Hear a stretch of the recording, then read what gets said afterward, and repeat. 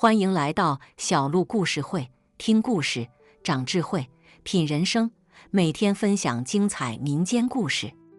今天的第一个故事：商人深夜回家，马车忽然不走了，道士阴兵挡了你的路。在清末民初那会儿，南方有个叫云溪的小镇，镇上有个姓李的商人，人称李员外。李员外家大业大，是镇上有名的富户。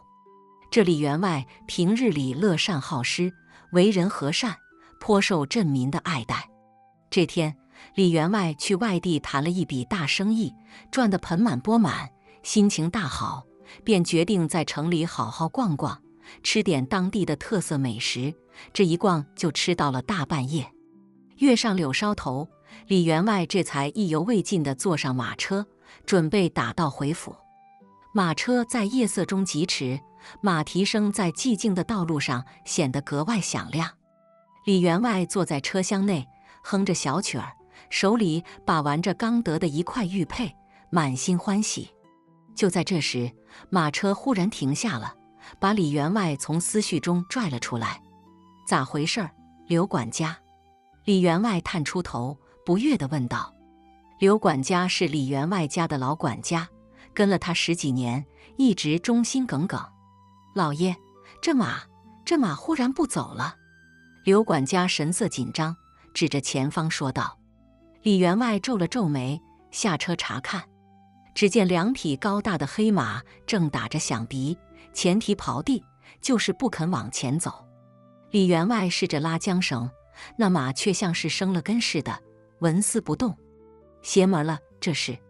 李员外嘟囔着，环顾四周，只见夜色朦胧，四周一片寂静，只有偶尔传来的几声虫鸣。前方是一条狭窄的小道，两旁是郁郁葱葱的树林，月光透过树梢，洒下斑驳的光影。老爷，要不咱们绕道走吧？刘管家提议道。李员外想了想，点头同意。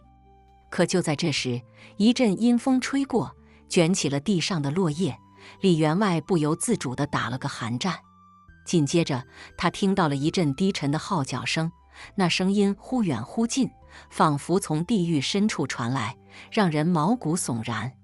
老爷，你听！刘管家脸色煞白，指着前方。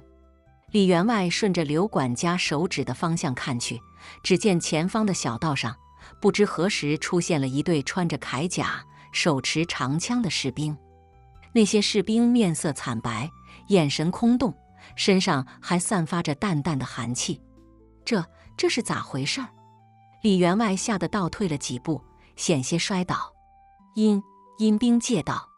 刘管家声音颤抖，几乎要哭出来。在民间传说中，阴兵借道是指夜晚或阴天时，有一队穿着军装的士兵出现在某地，但只能远远看到，不能靠近。据说这是阎王爷在巡查人间，或者是战死沙场的亡魂在回家探亲。遇到阴兵借道的人，往往会霉运缠身，甚至大病一场。李员外没想到自己竟然会这么倒霉，偏偏在这个时候遇到了阴兵借道。他强作镇定，想着如何脱身。就在这时，那队阴兵已经走到了马车前，停下脚步，齐刷刷地转过头来，目光空洞地盯着李员外和刘管家。李员外和刘管家吓得浑身发抖，几乎要瘫倒在地。就在这时，一道洪亮的声音忽然响起：何方妖孽，竟敢在此作乱！只见一个身穿道袍、手持桃木剑的道士从树林中走出，他目光如炬，神色威严，正大步流星地向阴兵走去。那对阴兵看到道士，竟然露出了畏惧的神色，纷纷后退。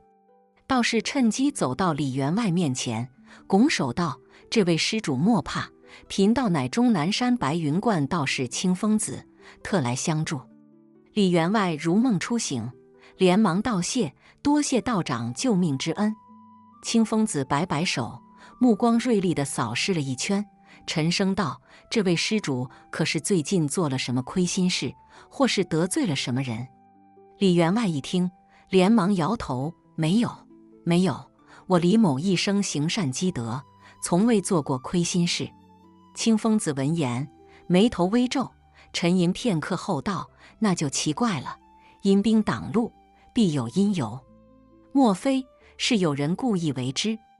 李员外闻言，心中一凛，想起自己这次外出谈生意，确实得罪了一个竞争对手。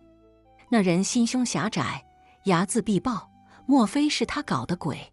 道长，我这次外出确实得罪了一个人，难道是他搞的鬼？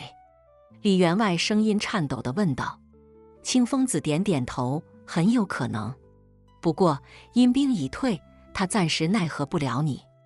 但为了保险起见，贫道还是给你一张符咒，贴在床头，可保你7日内平安。说着，清风子从袖中取出一张黄色的符咒，递给李员外。李员外双手接过，感激涕零：“多谢道长，多谢道长。”清风子又叮嘱了几句，便转身离去。李员外和刘管家看着道士的背影，心中充满了敬畏。两人不敢多做停留，连忙坐上马车，绕道回家。一路上，李员外都忐忑不安，生怕再出什么岔子。好在一路平安，马车顺利地回到了云溪镇。李员外回到家中，立刻按照道士的吩咐，将符咒贴在了床头。这一夜，他辗转反侧，难以入眠，脑海中总是浮现出那些阴兵的面孔。到了第二天，李员外精神萎靡，但还是强打起精神去处理家中的事务。可就在这时，一个下人慌慌张张地跑来：“老爷，不好了，夫人夫人咋了？”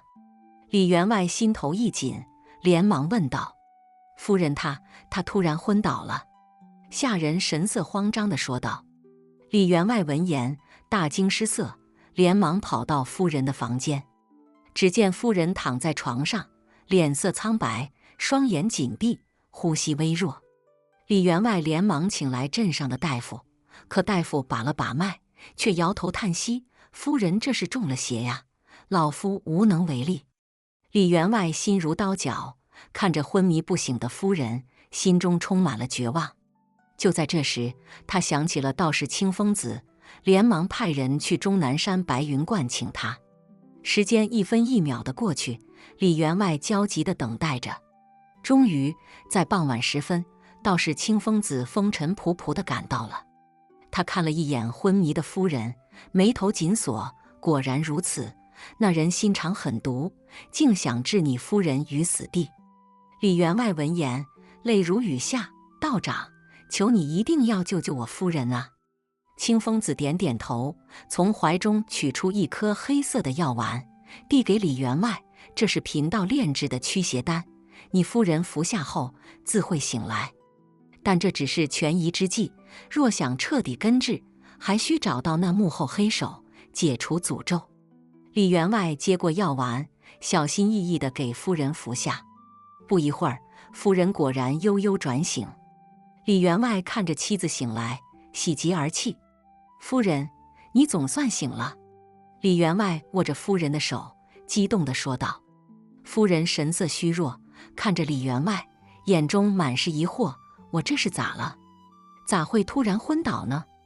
李员外把昨晚遇到阴兵借道的事情一五一十地告诉了夫人。夫人听后也是吓得花容失色。那道长，我们该怎么办？”夫人神色紧张地问道。清风子沉吟片刻，道：“贫道建议你们暂时离开此地，避一避风头。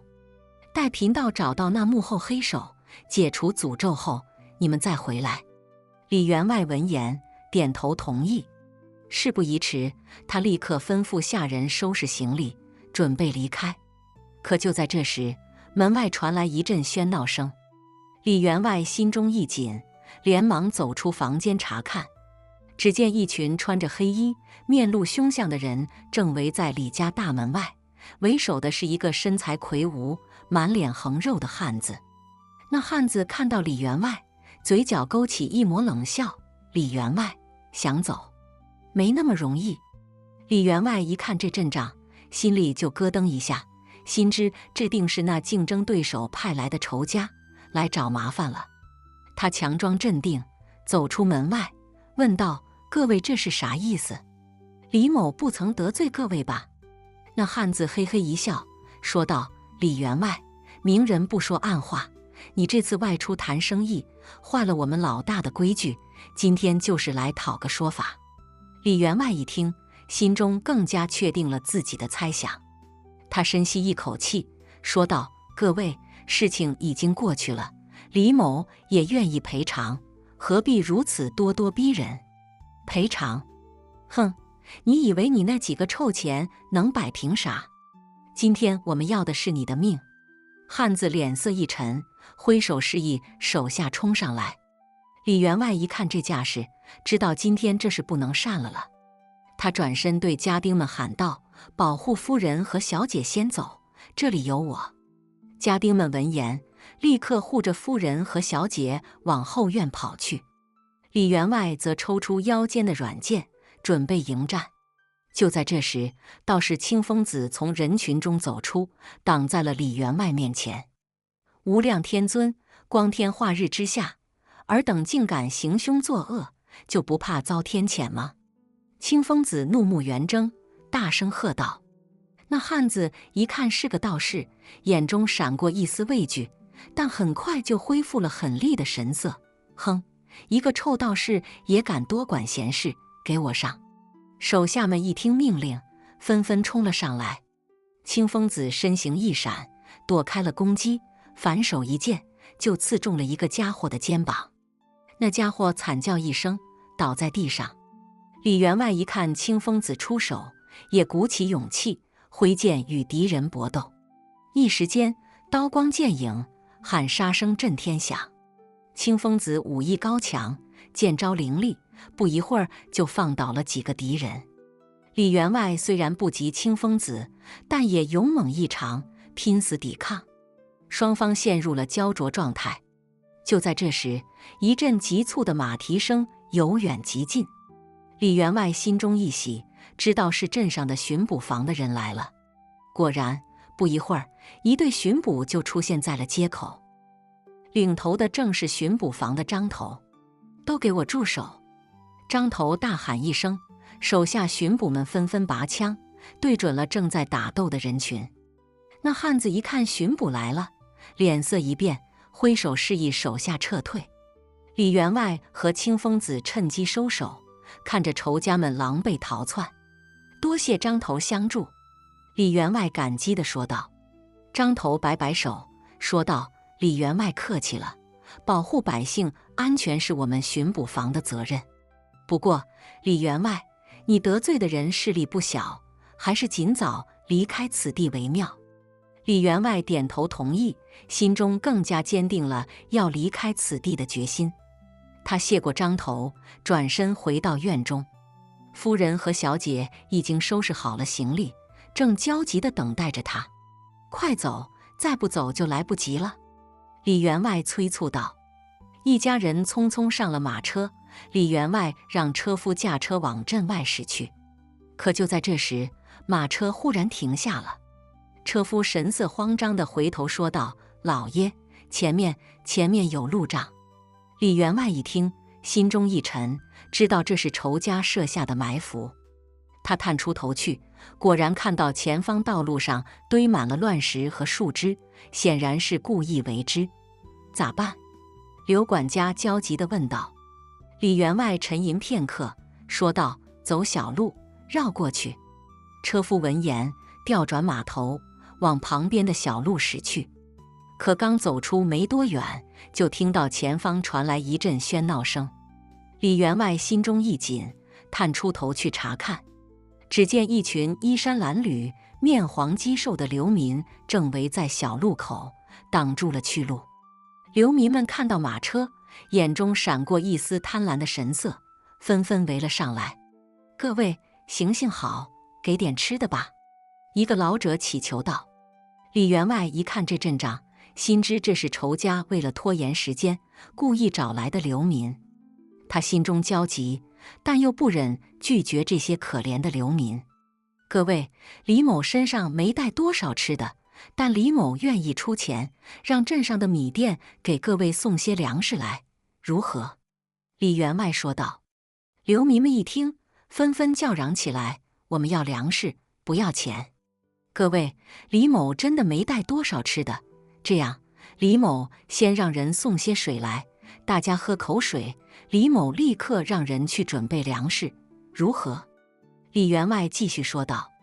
流民们看了看李员外，又看了看马车，似乎有些犹豫。就在这时，一个身材瘦削、面色苍白的年轻人从人群中走出，说道：我们相信李员外，李员外是好人，不会骗我们的。年轻人一说话，流民们纷纷点头，让开了道路。李员外心中感激，连忙吩咐车夫继续前进。可就在这时，那年轻人忽然喊道：等等！李员外心中一紧，回头问道：还有啥事儿？年轻人走到马车前，低声说道：李员外，小心身后。李员外一听，心中大惊，连忙回头查看，只见一个黑影正悄悄接近马车，手中拿着一把明晃晃的匕首。李员外眼疾手快，一把抓住了黑影的手腕，用力一扭，黑影惨叫一声，匕首掉落在地。李员外定睛一看，竟然是自己家的一个家丁。你为啥要害我？李员外怒目而视。那家丁脸色惨白，结结巴巴地说道：我也是被逼无奈，他们抓了我的家人，威胁我这么做。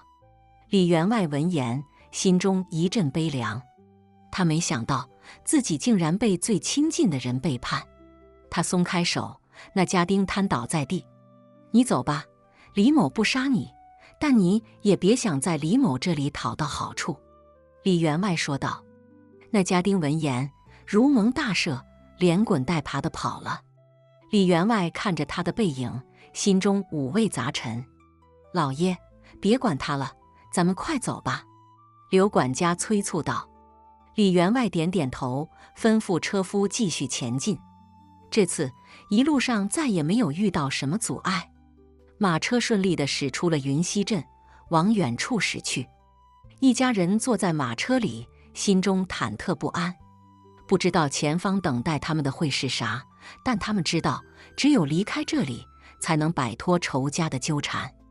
马车在夜色中疾驰，不知过了多久，终于来到了一座偏僻的小村庄。李员外看着寂静的村庄，心中涌起一股莫名的安全感。就在这里落脚吧，李员外说道。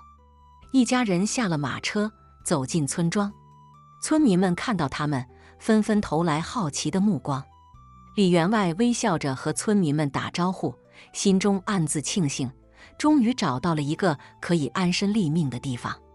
他们在村庄里租了一间简陋的屋子，开始了新的生活。虽然条件艰苦，但一家人能够平安地在一起，就是最大的幸福。而那个道士清风子，在帮助李员外一家脱离险境后，就悄悄地离开了。没有人知道他去了哪里，也没有人知道他的真实身份。但李员外知道，他是自己的救命恩人，是自己一生中最尊敬的人。从此以后，李员外一家在这个小村庄里过上了平静的生活。他们再也没有遇到过什么离奇的事情，也没有再被仇家纠缠。他们用自己的勤劳和智慧，创造了一个温馨而幸福的家。而那个关于阴兵挡路的传说，也成了小村庄里流传最广的故事。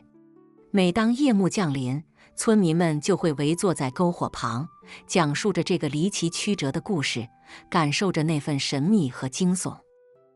今天的第二个故事，商人归家，见老父亲吃馊馒头，他跪地磕头躲过一劫。在清朝末年，天下不太平，战乱不断，百姓的日子过得那叫一个苦啊。在咱们故事发生的地界，有这么一位姓李的商人，人称李老五。这李老五啊，早年走南闯北，做丝绸茶叶的生意，攒下了不少家底。他这人有个特点，就是孝顺。家里有个老父亲，已经70多岁了，身子骨还算硬朗，但眼瞅着一天不如一天。那年冬天，李老五又出门做生意去了，这一去就是大半年。他走之前啊，给老父亲留下了足够的粮食和银子，还特意嘱咐邻居张大爷帮忙照应着。张大爷也是个实在人，隔三差五就去瞅瞅，有啥需要帮忙的，二话不说就上手。这天，李老五终于办完了事儿，带着满车的货物和一颗归心似箭的心，踏上了回家的路。一路上，他归心似箭，恨不能泪生双翅，立马飞到家门口。这天傍晚，李老五终于回到了村子口。他远远望见自家那破旧的篱笆院，心里头那个激动啊，别提了。他快步走上前，推开半掩的木门，只见院子里静悄悄的，连只鸡都没叫。他喊了一声：“爹，我回来了。”话音刚落，从屋里颤颤巍巍走出一个老人，正是李老五的老父亲。老人一见儿子回来，浑浊的眼里顿时泛起了泪光，嘴里喃喃地说：“儿啊，你可算回来了，爹想你呀。”李老五赶紧上前扶住老父亲，两人进了屋。屋里头黑洞洞的，李老五摸索着点亮了油灯，这才看清屋里的摆设。还是老样子，一张破旧的桌子，2把摇摇欲坠的椅子，墙上挂着一张泛黄的画像，那是他娘的遗像。李老五心里头一酸，忙问老父亲：“爹，您这阵子过得咋样啊？张大爷说您身子骨还行。”老父亲叹了口气，说：“儿啊，爹这把老骨头还能撑几年？你不在家，爹就凑合着过，粮食够吃，银子也没乱花。”李老五一听，心里头更不是滋味了。他忙说：“爹，您别操心了，我这次回来就不走了，咱爷俩好好过日子。”老父亲一听，眼里又泛起了泪光，说：“儿啊，你能这么想，爹就放心了。爹就盼着你回来，一家人团团圆圆的。”说着，老父亲转身去厨房给儿子热饭。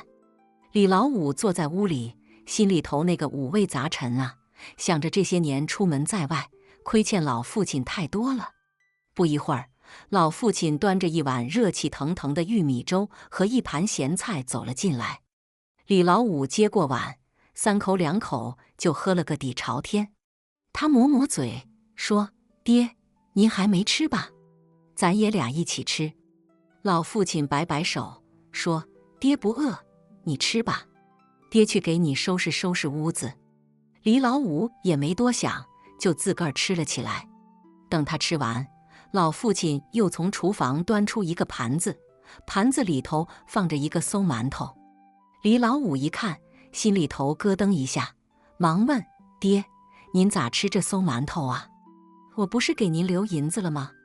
老父亲嘿嘿一笑，说：“儿啊，这馒头是前几天剩下的，扔了可惜。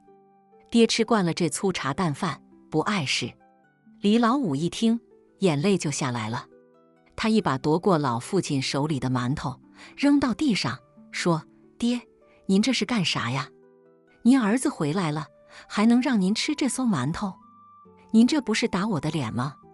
老父亲一见儿子急了，忙说：“儿啊，你别生气，爹这不是节俭惯了吗？以后不这样了，不这样了。”李老五心里头那个气呀，但又不好发作。他想了想，说：“爹，您先坐着，我去给您热点饭。”说着，李老五转身进了厨房。他一边热饭，一边琢磨着这事儿。他心想：我爹这日子过得也太苦了，我得想个法子，让他享享福。不一会儿，李老五端着热好的饭菜走了出来。他把饭菜放在老父亲面前，说：“爹，您快吃吧，热乎着呢。”老父亲接过碗，吃了几口就放下了。他瞅瞅儿子，说：“儿啊，你这次回来有啥打算呢？”李老五想了想，说：“爹，我打算在家附近开个杂货铺，卖点针头线脑的，一来能照应家里，二来也能赚点外快。您看咋样？”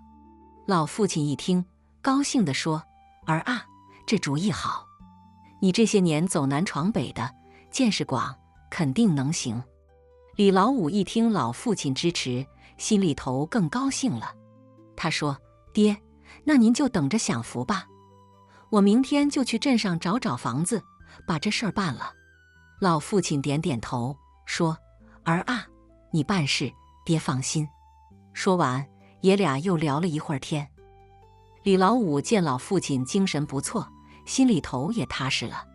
他想着明天还有一堆事儿要办，就催着老父亲早点休息。老父亲点点头，说：“儿啊，你也累了吧？你也早点休息吧。”说着，爷俩各自回了屋。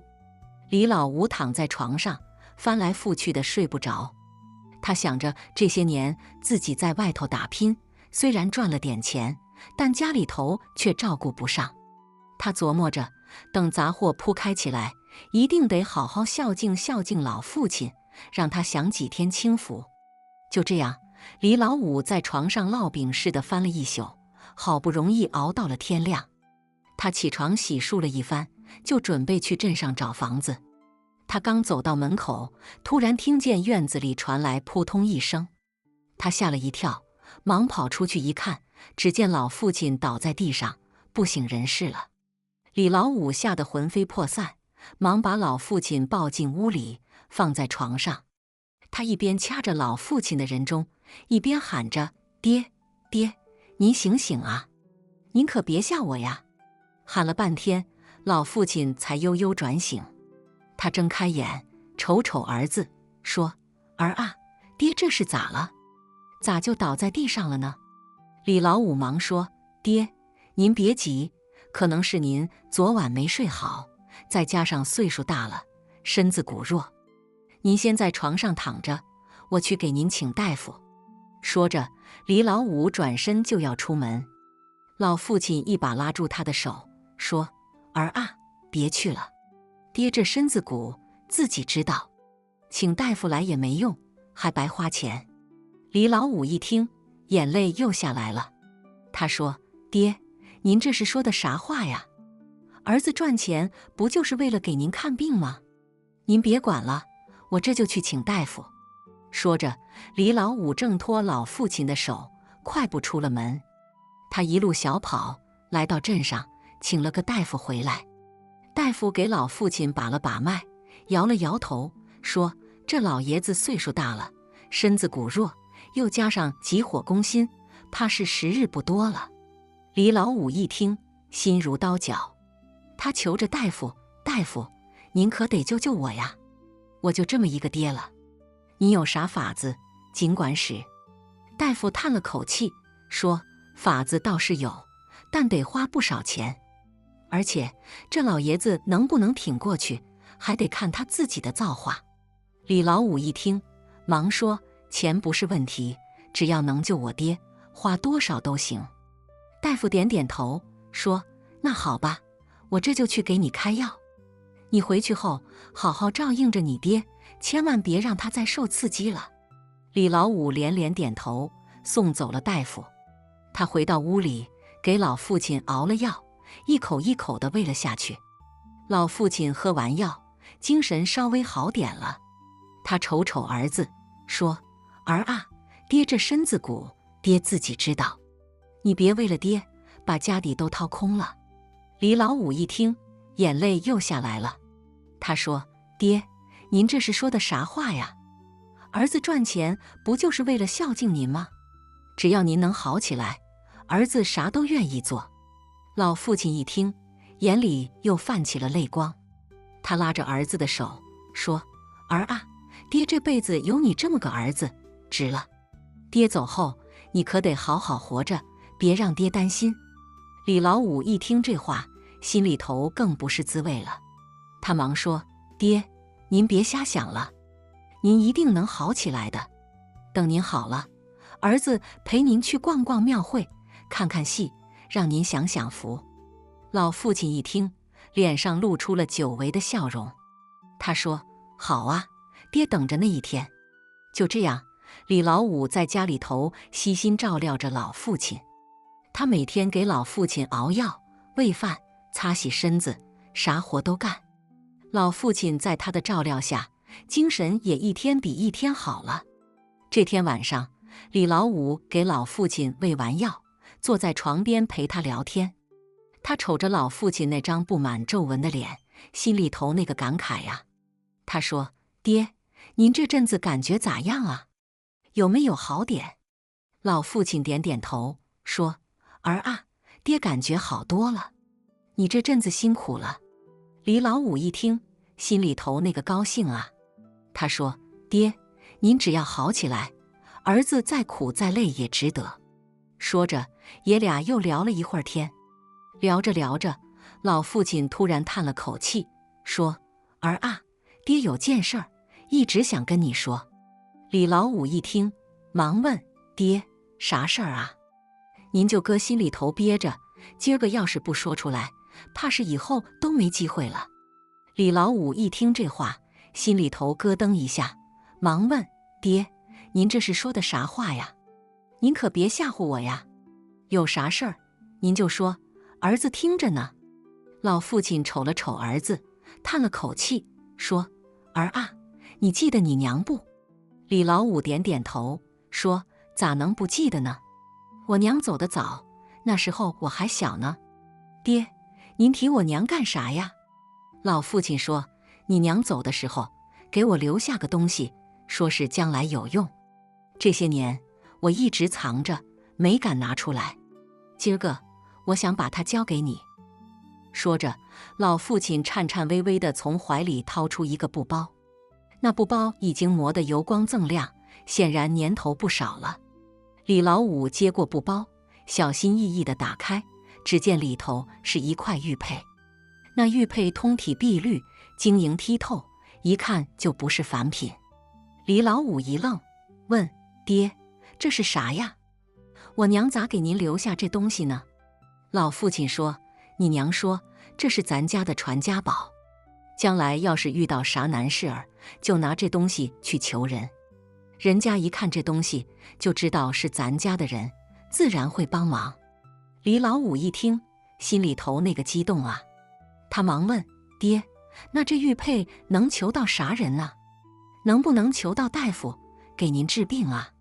老父亲摇了摇头，说：“这事儿你娘没跟我说，她就告诉我，这东西关键时刻能救命，但具体咋用，我也不知道。”李老五一听，心里头有点失望，但他转念一想，这玉佩既然是传家宝，那肯定不简单，说不定真能帮上啥大忙呢。于是他收起玉佩，对老父亲说：“爹，您放心，这玉佩我好好收着，将来要是遇到啥难事儿，我就拿出来用。”老父亲点点头，说：“儿啊，爹这辈子有你这么个儿子，值了。爹走后，你可得好好活着，别让爹担心。”李老五一听这话，眼泪又下来了。他说：“爹，您别瞎想了，您一定能好起来的。等您好了，儿子陪您去逛逛庙会，看看戏，让您享享福。”老父亲一听，脸上露出了久违的笑容。他说：“好啊，爹等着那一天。”就这样，爷俩又聊了一会儿天。聊着聊着，老父亲突然说：“儿啊，爹困了，想睡会儿。”李老五一听，忙说：“行，爹，您先睡，儿子在这儿守着您。”说着，他给老父亲掖了掖被角，就坐在床边守着了。他瞅着老父亲那张布满皱纹的脸，心里头那个不是滋味啊。想着这些年自己在外头打拼，虽然赚了点钱，但家里头却照顾不上。如今老父亲又病成这样，他心里头那个悔呀。就这样，李老五在床边守了一宿。第二天早上，他见老父亲还在睡，就没忍心叫醒他。他轻手轻脚地起身，给老父亲熬了点粥，放在床头，就出门去请大夫了。大夫来了，给老父亲把了把脉，摇了摇头，说：“这老爷子怕是挨不过今儿个了。”李老五一听，心如刀绞，他求着大夫：“大夫，您可得救救我呀！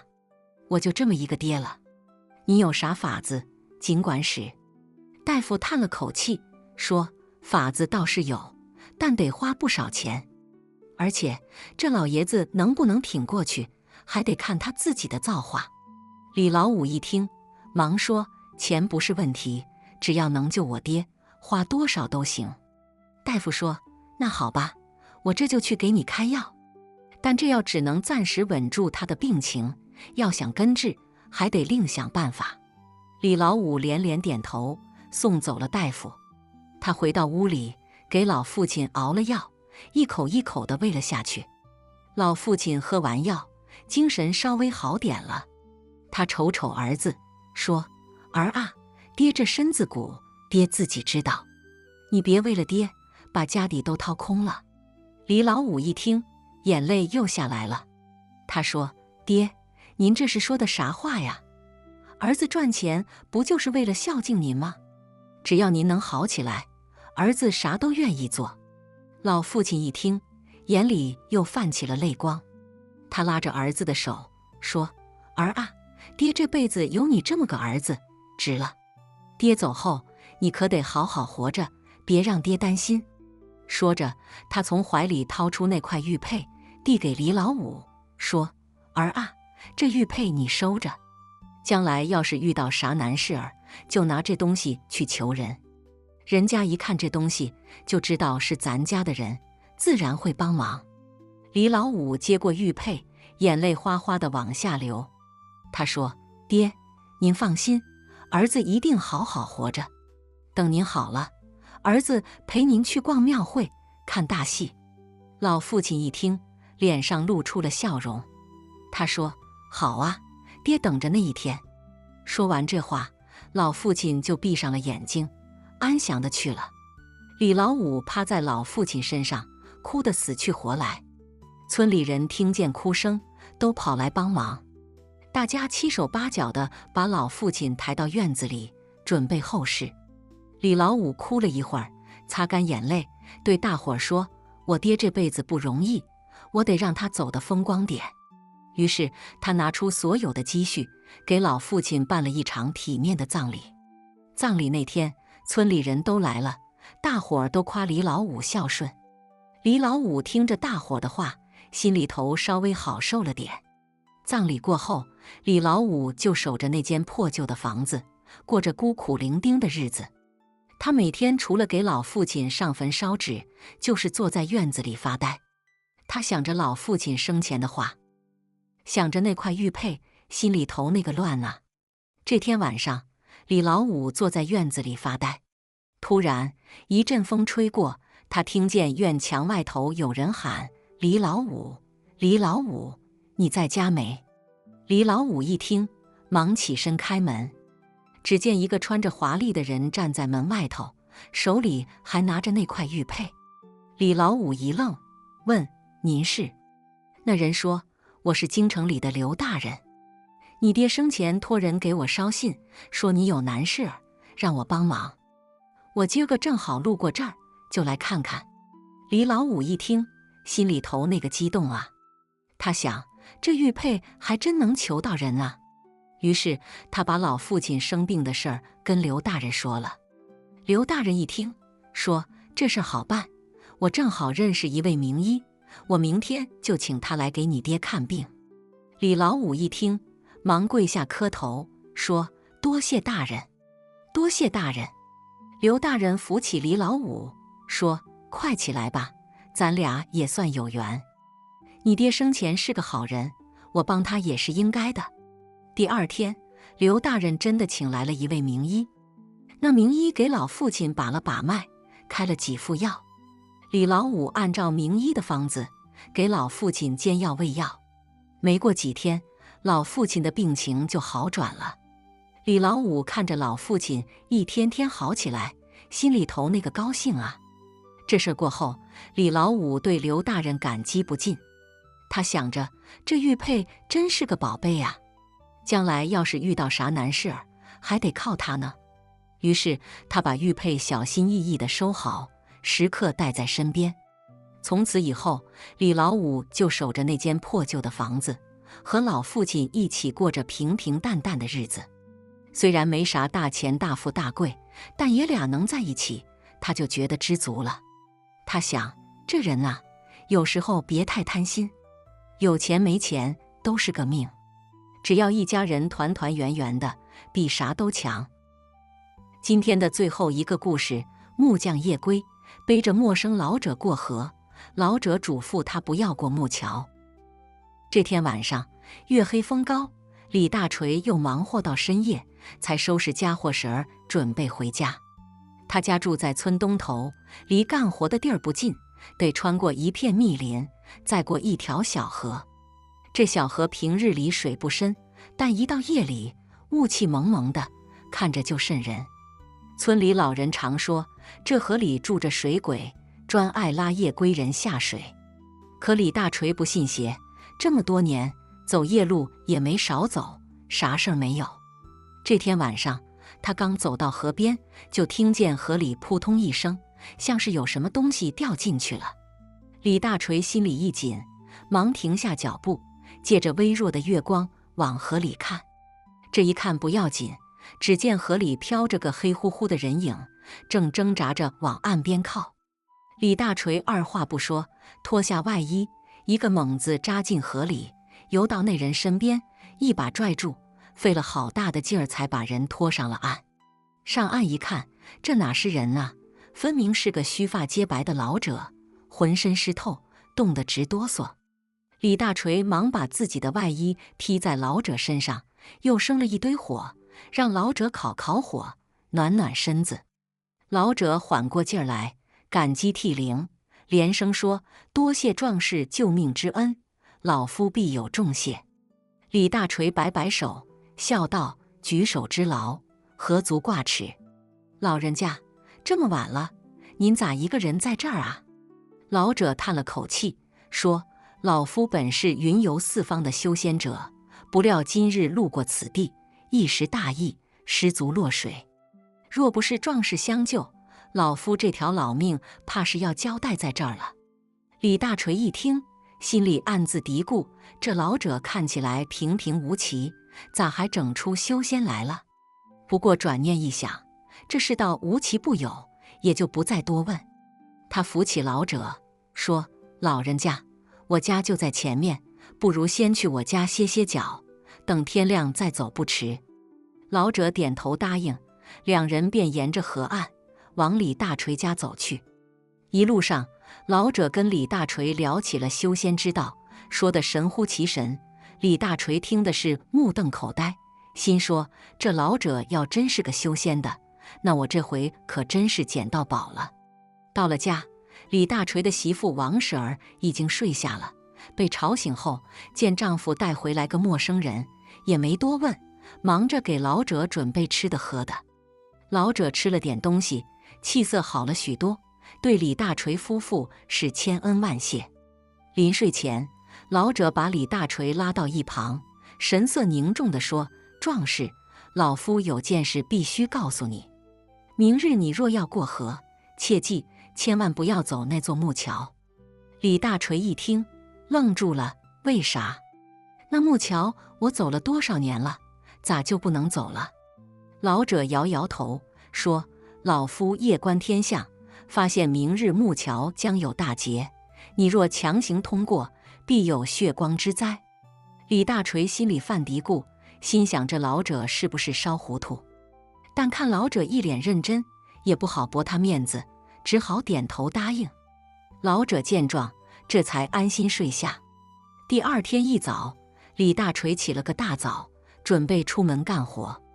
临出门前，他特意看了一眼那座木桥，心里还琢磨着老者的话。王婶儿见他发愣，问道：“大锤，你这是咋了？咋不走了？”李大锤回过神来，说：“没啥，就是想起昨晚老者的话，心里有点犯嘀咕。”王婶儿一听，笑道：“你可别听他瞎说，咱这木桥多少年了，啥时候出过事儿？你快去吧，别耽误了活。”李大锤一想也是，便迈开步子往河边走去。可刚走到河边，他又停下了脚步，心里七上八下的。他转念一想，不如绕远点，走那条小路，虽然远了点，但总比冒险强。主意打定，他便转身往小路走去。走了没多远，他突然听见身后传来轰隆一声巨响，回头一看，只见那座木桥竟然塌了，桥上还有几个人影，正惊慌失措地往河里掉。李大锤吓出了一身冷汗，心想：好险！要不是老者提醒，我这会儿怕是也成河里的鬼了。他忙跑回去，叫上村里人一起把河里的人救了上来。大家一问才知道，原来那几个人也是听说木桥要塌，特意赶来看热闹的，没想到真给赶上了。众人对李大锤是感激不尽，纷纷夸他是个福将。李大锤心里却明白，这都是老者的功劳。他忙跑回家，想把这事儿告诉老者，却发现老者已经不见了踪影，只留下一张纸条，上面写着：壮士，老夫已去，修仙之路漫长，望你好自为之。李大锤拿着纸条，心里五味杂陈。他没想到自己一个普普通通的木匠，竟然也能遇到这种奇遇。他暗暗发誓，以后一定要多做善事，说不定哪天又能遇到高人指点，走上修仙之路呢。这事儿过了没多久，李大锤的生活又回到了正轨，但他心里始终惦记着那位老者。每当夜深人静时，他总会想起老者跟他说的话：修仙之道，玄之又玄，却也让人心生向往。这天晚上，李大锤又忙活到深夜，刚准备收拾家伙神回家，突然听见门外传来一阵急促的敲门声。他打开门一看，只见一个衣衫褴褛的年轻人站在门口，满脸焦急。年轻人一见李大锤，忙跪倒在地，说：求壮士救命！我家老爷病重，急需一味草药救命，可这草药只在河对岸有，可这木桥一塌，过不去呀。李大锤一听，心里咯噔一下，心想：这不就是老者说的那条河吗？他忙扶起年轻人，问：你家老爷得的啥病？那草药长啥样？年轻人一一答了。李大锤一听，心里有了计较。他说：你稍等片刻，我这就去给你采药。说罢，他也不顾夜深人静，拿起镰刀，背上背篓，就往河边走去。到了河边，他看着湍急的河水，心里泛起了嘀咕：这河这么宽，这么急，咋过去呀？就在这时，他突然想起老者跟他说的话：修仙之人自有神通。他心一横，咬咬牙，一头扎进了河里。说来也怪，他刚一进河，就觉得身子轻飘飘的，好像被一股无形的力量拖着，不一会儿就到了对岸。他上岸一看，果然看见那草药长在河边的一块大石头上。他忙采下草药，又按照原路返回。到了对岸，他把草药交给年轻人，嘱咐他赶紧回家给老爷煎药。年轻人千恩万谢，抱着草药匆匆离去。李大锤看着年轻人远去的背影，心里感慨万千。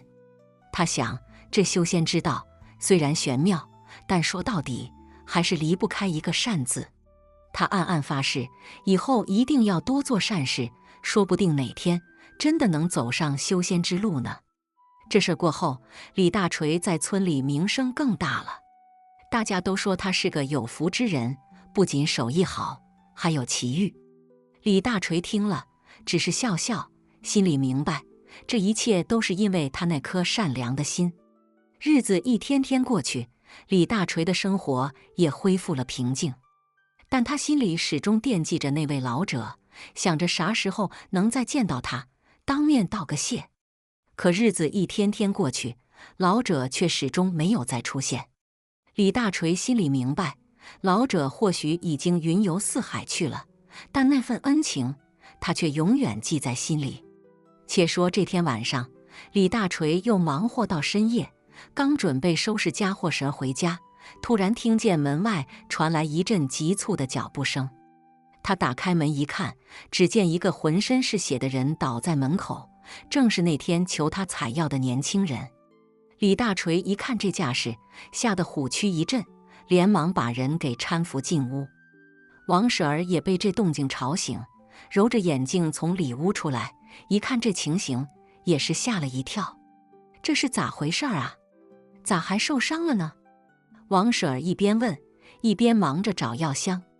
年轻人喘着粗气，断断续续地说：“我家老爷吃了那草药，病是好了，可却招来了仇家，他们一路追杀我只好逃到这儿来了。”李大锤一听，心里明白这年轻人是惹上了大麻烦，但他转念一想，自己既然救了人家一命，就不能半途而废。他忙让王婶儿给年轻人包扎伤口，自己则坐在一旁，听年轻人讲述事情的来龙去脉。原来这年轻人名叫小张，他家老爷是个有钱有势的大户人家。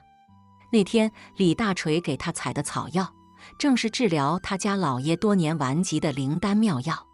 老爷病愈后，对小张是感激涕零，把他当成了心腹。可没想到，这却招来了其他家丁的嫉妒。他们联合外面的仇家，设计陷害小张，想要夺取他的功劳。小张一路逃亡，好不容易逃到李大锤这儿，没想到仇家还是追了上来。李大锤听完，心里是又气又恼，心想这世道真是人心险恶。他拍拍小张的肩膀，说：“你放心，在我这儿，他们不敢把你咋样。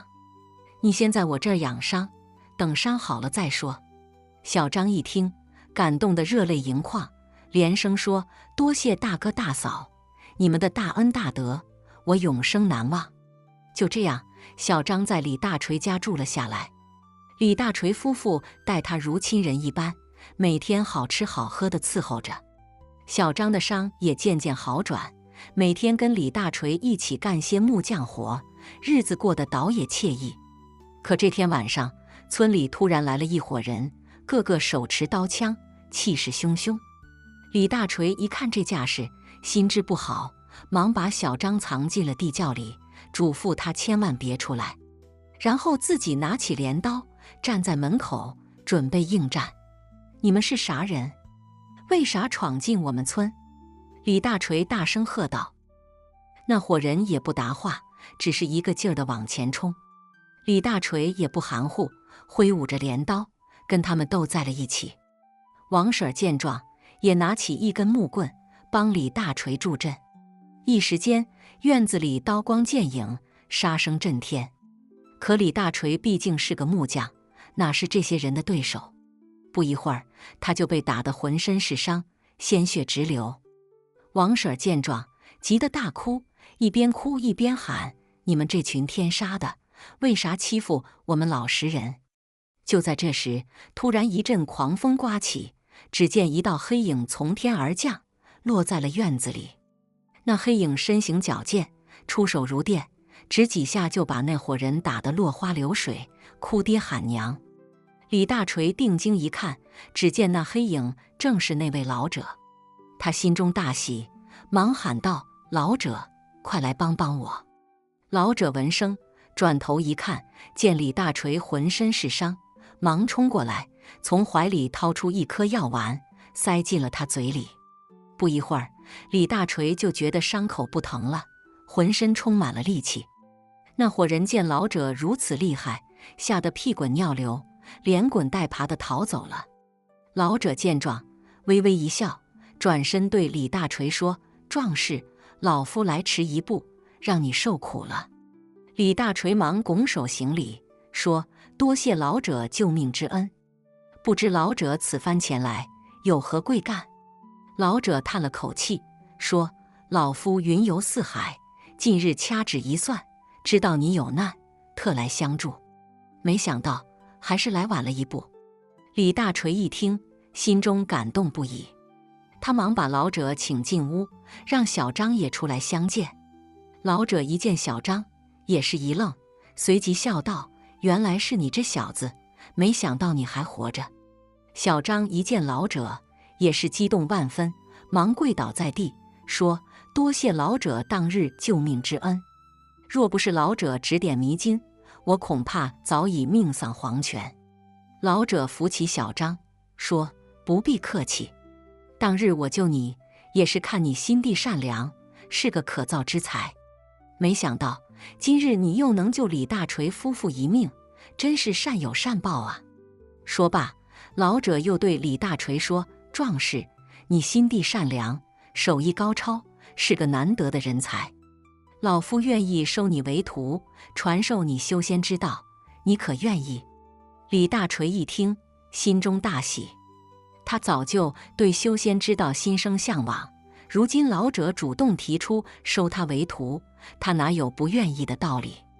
他忙跪倒在地，连声说：“愿意，愿意。”老者见状，微微一笑，从怀里掏出一本秘籍，递给了李大锤。那秘籍封面上写着4个大字：“修仙秘籍”。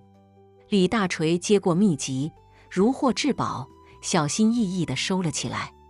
老者又对李大锤说：“修仙之道，重在修心，你需心怀善念，勤修苦练，方能有所成就，切不可急功近利，误入歧途。”李大锤点头答应，心中暗暗发誓，一定要好好修炼，不辜负老者的期望。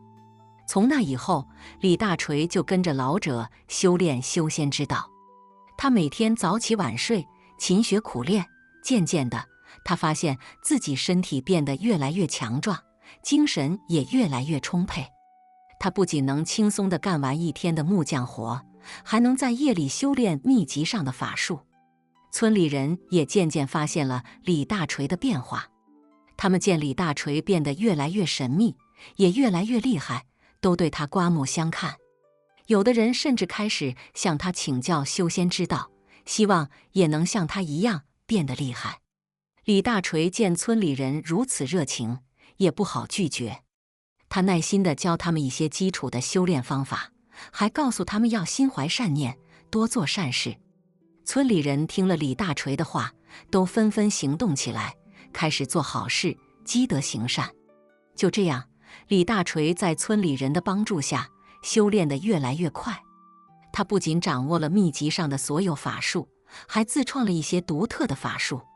他的名声也渐渐传遍了四周，越来越多的人慕名而来，向他请教修仙之道。李大锤见自己有了如此大的成就，心中感慨万千。他明白，这一切都是因为他那颗善良的心和坚持不懈的努力。他暗暗发誓，以后一定要继续修炼，争取早日修炼成仙，为天下苍生造福。而那位老者呢？自从传授完秘籍后，他就神秘地消失了。有人说他去了更远的地方，云游四海；有人说他去了天上成了仙；还有人说他就躲在某个角落里，默默地关注着李大锤的成长。但不管老者去了哪里，李大锤都永远铭记他的恩情和教诲。他知道，老者就是他的引路人，是他修仙之路上的灯塔。他会一直沿着老者指引的道路走下去，直到修炼成仙的那一天。好了，今天的故事就听到这了。如果您想发表自己的看法，可以在视频下方随意留言。如果您喜欢我的视频，记得订阅加分享。小鹿祝您好运连连，我们下个视频再见。